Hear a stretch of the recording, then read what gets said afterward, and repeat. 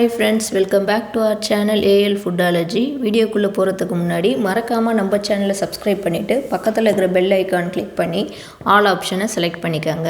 இன்னைக்கு பிகினர்ஸ்லாம் செய்யக்கூடிய அளவுக்கு ஒரு ஈஸியான மிளகு ரசம் தான் செய்ய போறேன். வாங்க எப்படி செய்யறதுன்னு பார்க்கலாம்.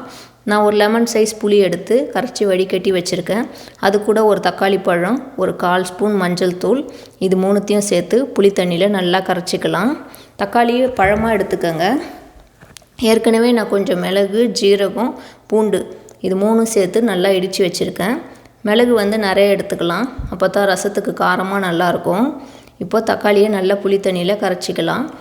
நான் உப்பு லாஸ்ட்டாக சேர்த்துக்குவேன். உப்பு இதோடு சேர்த்து கரைக்கணுன்றவங்க கரைச்சிக்கோங்க. இப்போ புளி தண்ணியில் இது மூணுத்தையும் நல்லா கரைச்சாச்சு. இப்போது ஒரு பேன் எடுத்து ஹீட் பண்ணிக்குவோம். பேன் ஹீட் ஆனதுக்கப்புறம் ஒரு 1/4 ஸ்பூன் எண்ணெய் சேர்த்துக்கலாம். எண்ணெயை ஹீட் பண்ணிக்குவோம். எண்ணெய் ஹீட் ஆனதுக்கப்புறம் நம்ம இடித்து வச்ச மிளகு, ஜீரகம், பூண்டு இதை எண்ணெயில் போட்டு லைட்டாக வதக்கிக்கலாம்.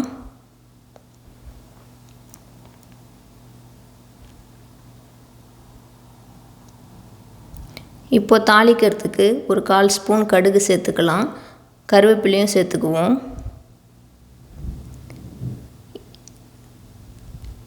இது எல்லாத்தையும் எண்ணெயில் லைட்டாக வதக்கி தாளிச்சிக்கலாம். இப்போது நம்ம கரைச்சி வச்ச புளி கரைசலை இதோட சேர்த்துக்குவோம்.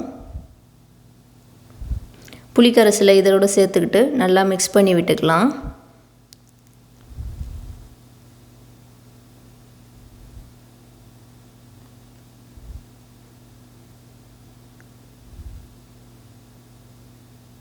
இப்போது ரசத்துக்கு தேவையான உப்பை நான் சேர்த்துக்கிறேன். சாப்பாட்டில் உப்பு போடுறவங்க ரசத்துக்கு பார்த்து உப்பு போட்டுக்கோங்க. நான் சாப்பாட்டில் உப்பு சேர்க்க மாட்டேன், அதனால் ரசத்துக்கு அளவாக போட்டுக்கிறேன்.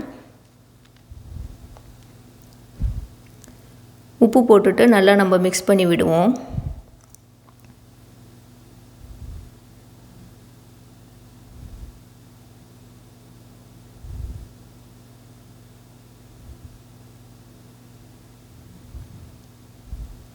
இப்போ ரசம் ரெடி ஆகட்டும். இப்போ பார்த்திங்கன்னா லைட்டாக நுரை மேலே வருது, இன்னும் கொஞ்சம் வரட்டும். இப்போ பார்த்திங்கன்னா நான் ஸ்டவ் ஆஃப் பண்ணிட்டேன். ஃபுல்லாக ரசம் ரெடி ஆகிடுச்சு. இப்போது நான் 1 ஸ்பூன் அளவுக்கு ரச பவுடர் சேர்த்துக்கிறேன். நான் கடையில் வாங்கின ரச பவுடர் தான் சேர்த்துக்கிறேன். ரசத்தை கொதிக்க விடக்கூடாது, நான் ஸ்டவ் ஆஃப் பண்ணிவிட்டு தான் செய்கிறேன். இப்போ பெருங்காயம் சேர்த்துக்குவோம். பெருங்காயம் லாஸ்ட்டாக சேர்த்துக்கோங்க, கொஞ்சம் நிறையா சேர்த்துக்கோங்க, ரசம் நல்லா வாசமாக இருக்கும். இப்போ கொத்தமல்லி இலை சேர்த்து எல்லாத்தையும் நல்லா மிக்ஸ் பண்ணிக்கலாம். ரசம் பார்த்திங்கன்னா நல்லா வாசமாக சூப்பராக இருக்குது. இந்த ரெசிபி ட்ரை பண்ணி பாருங்கள். ட்ரை பண்ணி பார்த்துட்டு எப்படி இருந்துச்சுன்னு கீழே கமெண்ட் பாக்ஸில் சொல்லுங்கள். பிகினர்ஸ்க்கு இது யூஸ் ஆகும். பெப்பர் மட்டும் நிறையா சேர்த்துக்கோங்க.